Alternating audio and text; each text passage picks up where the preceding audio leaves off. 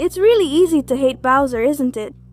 He does horrible things that any villain would do, yes, but the hard part is understanding him. And when you really analyze and connect what we saw in the Super Mario Bros. Movie with what we saw in the Mario Galaxy movie, you realize that his story becomes even more tragic than it already was. So get ready, because Bowser is not just the villain of the movie, he's a character that no one truly understands. Let's start with the first thing. We could say that Bowser is one of the most ruthless and despicable villains in the world of Mario. He has threatened, tortured, and almost caused a genocide just out of sheer whim. And obviously, this makes him a horrible monster. Well, friends, it's not that we want to justify the despicable things Bowser has done, but rather to understand why he has done them. That's why we need to know that Bowser doesn't act out of pure evil.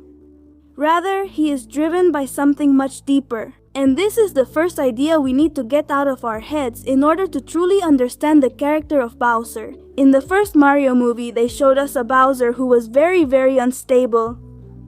And actually, we have a video explaining his sad story in this first movie, in case you haven't seen it yet. But with the Mario Galaxy movie, we also understood that he does know how to love. He showed it with all the love he gives to Bowser Jr. And with this, we might start to think that maybe there is a bit of truth in the love he feels for Peach. This tells us something very important. Because if he truly had a rotten soul and was a purely evil villain, he wouldn't need love, nor would he try to express what he feels with songs and paintings. With this, it's clear to us that Bowser just needs a way to process all the negative things he feels. And actually, this gives us the answer to why he is so fixated on conquering kingdoms. He just wants to feel strong and powerful so that no one can hurt him. He's just trying to get someone to love him. And well, the problem isn't what Bowser feels. It's that no one taught him how to express those feelings, and he doesn't even understand what it means to love.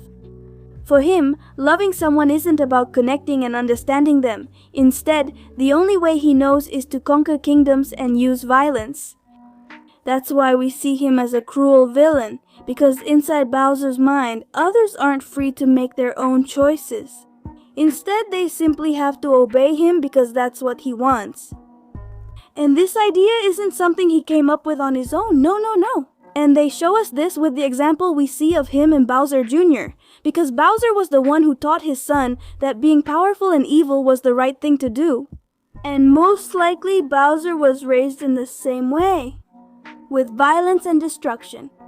So when his expectations aren't met, he turns into the only thing he knows how to be, a monster. That's why the poor turtle doesn't even know how to handle rejection, or how to deal with those negative emotions. From everything we've seen, it seems like since he was little, he was raised not to trust anyone and only to be the most powerful. So Bowser wasn't even taught how to control or express his emotions. He just falls back on the only thing he knows. After knowing this, is he really to blame for how he is? This is the real reason why he threatens. And he becomes more aggressive and intense. It's not necessarily because he's the horrible monster we all think he is, or because it's already in his blood. He's simply a turtle who doesn't know what else to do so that someone will understand him. Come on guys, the turtle doesn't even know how to communicate in a civilized way because he was raised and programmed to be like that. Bad. And it's at this point that how we see Bowser changes. If we analyze what was shown to us,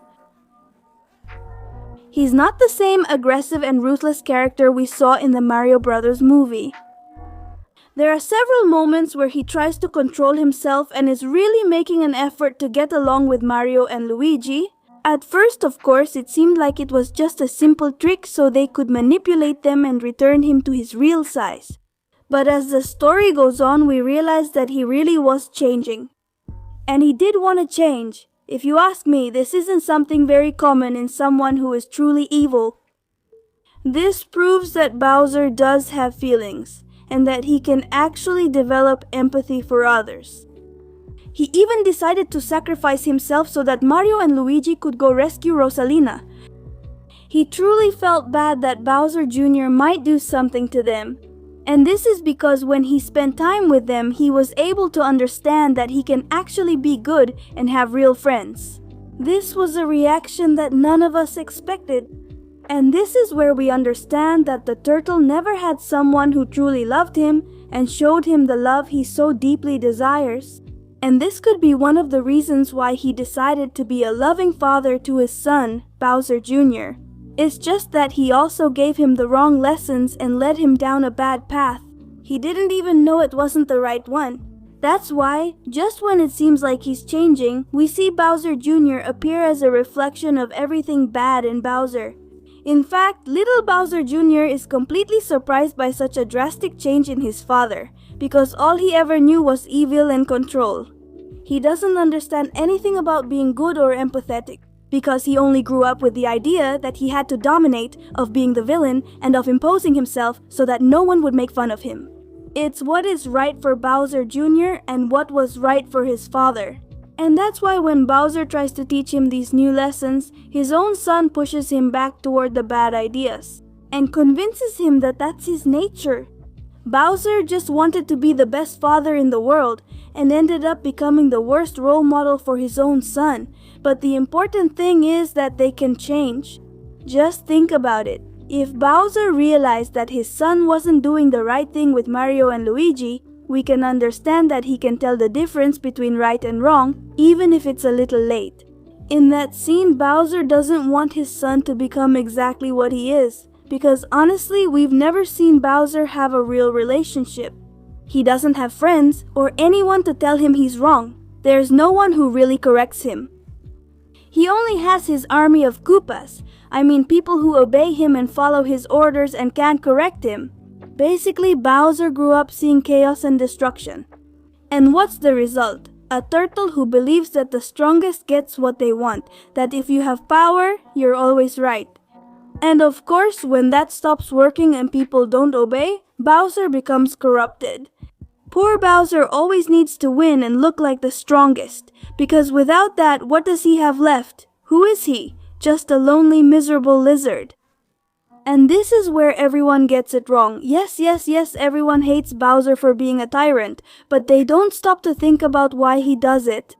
They come and judge all the bad things and say, he's just bad, let him go to hell. Of course we know what he does is wrong.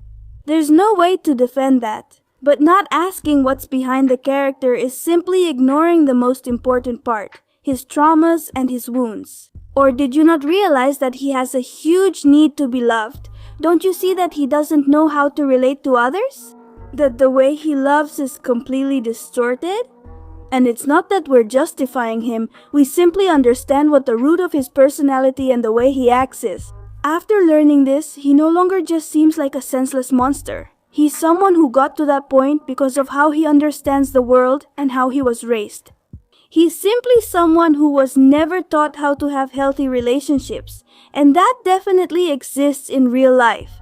That's why Bowser is one of the most misunderstood villains in the Mario universe. Not because he's the most evil, but because he's based on something that can happen to anyone. If no one teaches you how to love, how are you supposed to know how to do it?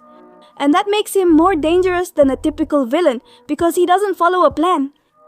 He simply reacts based on what he feels, and we already know that what he feels is completely broken. But the saddest thing of all is that no one has stopped to see him beyond his label as a bad guy, because it's easier to just say he's the villain and that's it, than to accept that he's a character who reflects something real and broken. So next time you see Bowser, don't just see him as the bad guy in the story.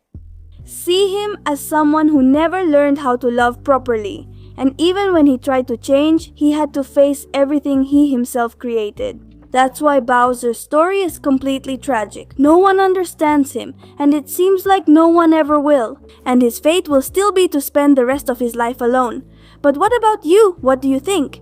Do you think Bowser deserves to be hated? Or does he just need someone who understands him, who teaches him how to love? We'll be reading your comments.